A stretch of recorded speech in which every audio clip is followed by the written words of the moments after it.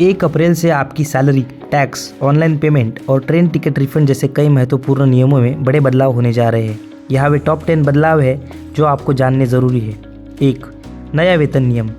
अब आपका मूल वेतन यानी बेसिक पे आपकी कुल CTC का कम से कम 50% होना चाहिए।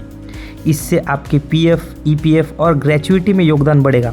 हालांकि आपकी इन हैंड सैलरी थोड़ी कम हो सकती है, लेकिन आपकी लंबी अवधि की बचत बेहतर होगी। 2. Full and final settlement. नौकरी बदलना अब आसान होगा। कंपनियों को अब कर्मचारी के अंतिम कार्य दिवस के 2 कार्य दिवसों के भीतर सभी बकाया राशि का भुगतान करना होगा। पहले इसमें 30 से 90 दिन लगते थे, अब देरी को कानूनी उल्लंघन माना जा सकता है। 3. फास्टैग का महंगा सफ़र। हाईवे पर यात्रा करना थोड़ा महंगा हो जाएगा। फास्टैग के वार्षिक पास की कीमत 3,000 रुपये से बढ़ाकर 3,075 रुपये कर दी गई है। ट्रेन टिकट रिफंड के कड़े नियम। रेलवे ने रिफंड नियमों को सख्त कर दिया है। यदि आप प्रस्थान यानी डिपार्चर के 8 घंटे के भीतर टिकट कैंसिल करते हैं तो आपको कोई रिफंड नहीं मिलेगा। पहले ये सीमा 4 घंटे की हुआ करती थी। 5. आयकर अधिनियम 2025। भारत अपने दशकों पुराने टैक्स सिस्टम को बदल रहा है। नया आयकर अधिनियम 2025 वित्तीय वर्ष 2027 से लागू होगा। इसका उद्देश्य टैक्स प्रणाली को सरल बनाना है। हालांकि टैक्स स्लैब में बड़े बदलाव की उम्मीद नहीं है।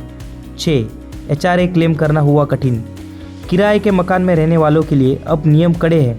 HRA क्लेम करने के लिए अब मकान मालिक का पैन विवरण और रेंट पेमेंट का प्रमाण देना अनिवार्य होगा। 7. विदेश पैसे भेजने पर TCS में राहत।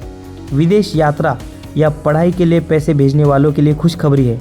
टैक्स कलेक्टर एट सोर्स की दर को 20% से घटाकर फ्लैट 2% कर दिया गया है।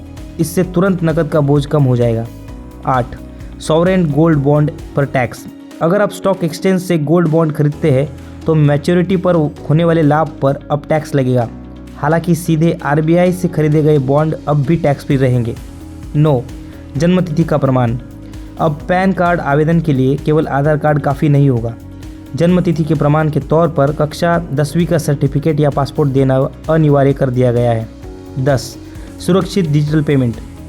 ऑनलाइन भुगतान के लिए अब 2 फैक्टर ऑथेंटिकेशन अनिवार्य होगा।